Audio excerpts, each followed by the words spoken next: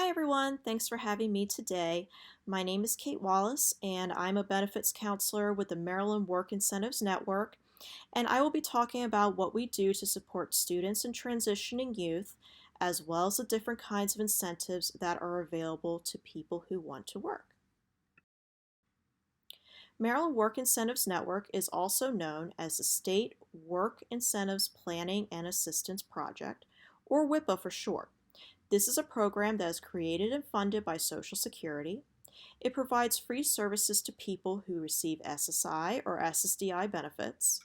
We serve the entire state. We help you understand and use work incentives to become more financially independent through work. And we're an independent voice. In other words, we are independent benefit specialists that are here to give you information about work incentives without being a Social Security or social services employee.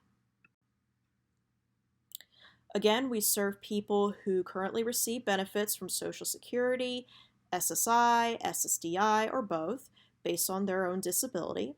We serve people that are between the ages of 14 and full retirement age, and we serve people who live in the state of Maryland regardless of county.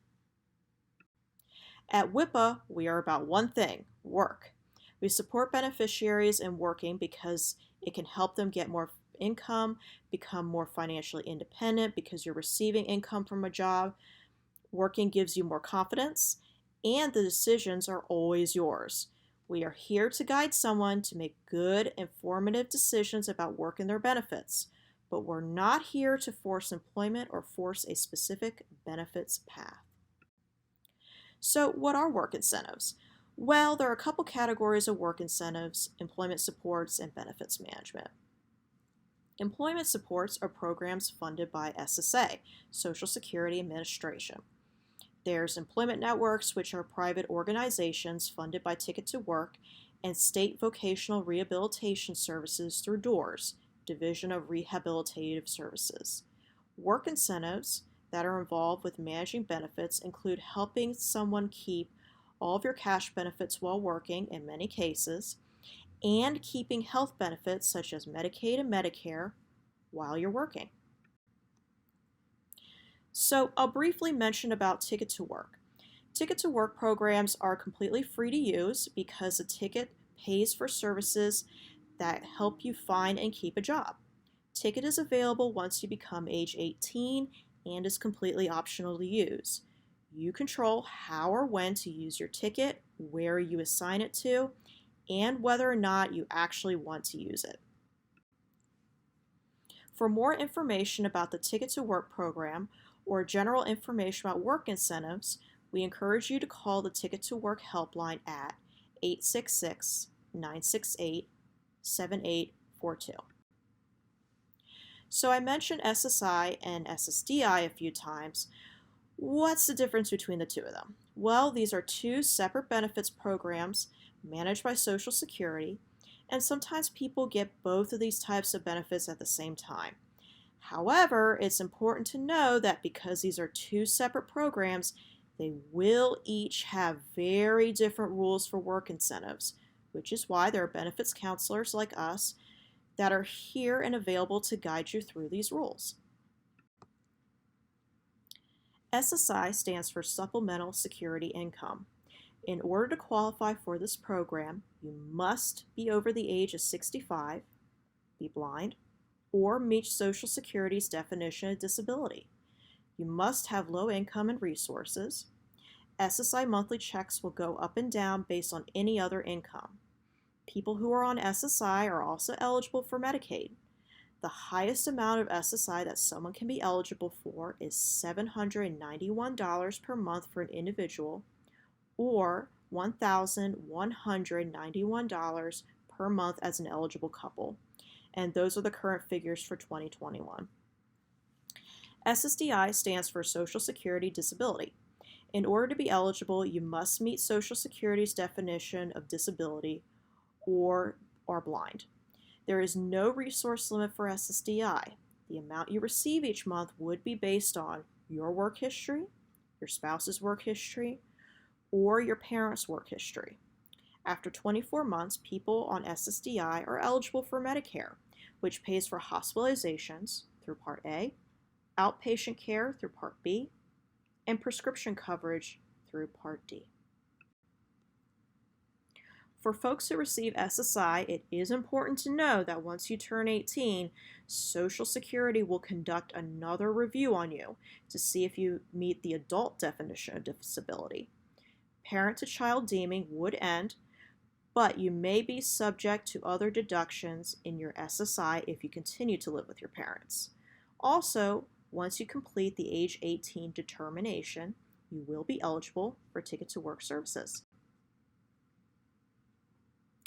So this is Social Security's official definition of adult disability, which is the inability to engage in any substantial gainful activity by reason of any medically determinable physical or mental impairment, which can be expected to result in death or has lasted or can be expected to last for a continuous period of no less than 12 months.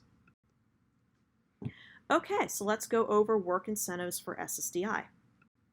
So many work incentives for SSDI have a time element to them. In other words, they last for a specific amount of time. These include trial work period, extended period of eligibility, extended period of Medicare coverage, and expedited reinstatement. Now, because this is supposed to be a short presentation, unfortunately I cannot go into depth with these incentives for now. Just know that they are here to either allow an SSDI holder to keep receiving checks or get their checks back if needed.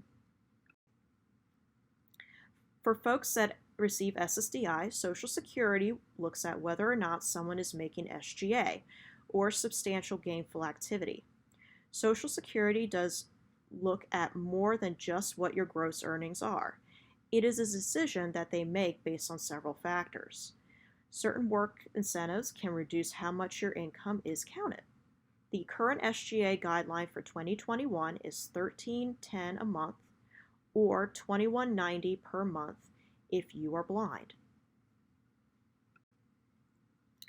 Work incentives that can reduce your countable income includes impairment-related work expenses, which are expenses that you pay out of pocket, are not reimbursed, are specifically related to your disability, and are required for you to work. Subsidies and special conditions are work incentives where Social Security takes accommodations or help from a job coach into account. So let's move on to work incentives for SSI. Again, the amount of SSI you would receive per month will go up and down based on several factors, primarily other income that you'll receive. However, not all income is counted, so what that means is that you will always have more total income when you work than you would have from SSI alone. So SSI has a lot of exclusions that take place as well as their own specific work incentives, so I'll briefly go over them. This one, the earned income exclusion, is where Social Security looks at your gross earnings from that month. They first subtract $65 from that total amount and then divide that amount in half. In other words, Social Security will always look at less than half of your wages. This is an awesome work incentive for students. If you are under the age of 22 or regularly attending school, you have a much larger exclusion for your earnings.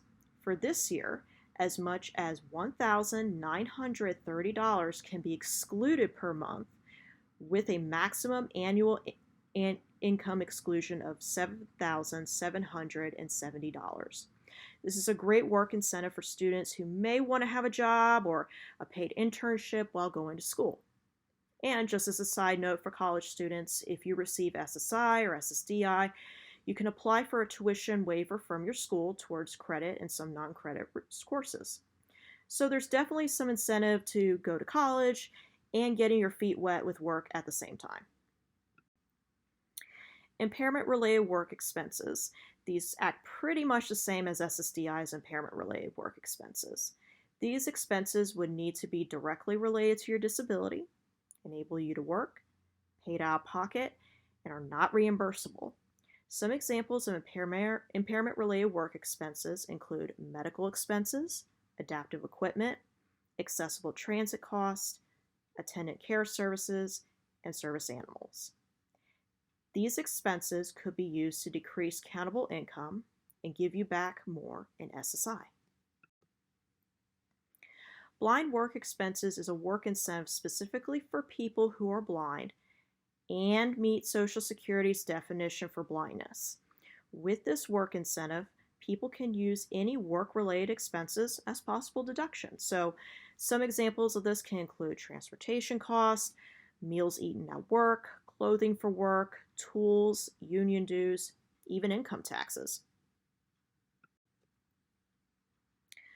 PASS, or Plan to Achieve Self-Support, is a work incentive for people who want to work their way off of benefits.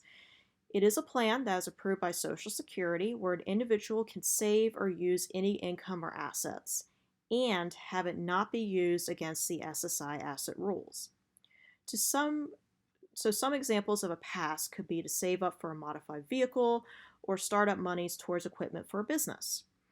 If you have an approved PASS, SSI will go up to replace what you pay for things that will help you towards your goal. So let's say you're working and earning good money, and as a result, your SSI check gets lowered to $0. There's a lot of fear and misinformation out there that says you can never get your SSI or your Medicaid ever again if your check is zeroed out. I can tell you that is not true. There is a work incentive called 1619B, which will allow you to not only keep Medicaid, but also keeps you in the SSI system. So if your income drops, you can get SSI checks again. You'll still need to keep a $2,000 asset limit, and you'll need to keep your annual earnings under $44,729 in a year. I hope this presentation has been informative as an introduction to work incentives, but I encourage you to contact the Ticket to Work helpline for any further questions related to work incentives or other Ticket to Work resources. You may call them at 866-968-7842 or go online at choosework.ssa.gov or socialsecurity.gov/work. Thank you all for your attention, and I hope you have a great rest of your day.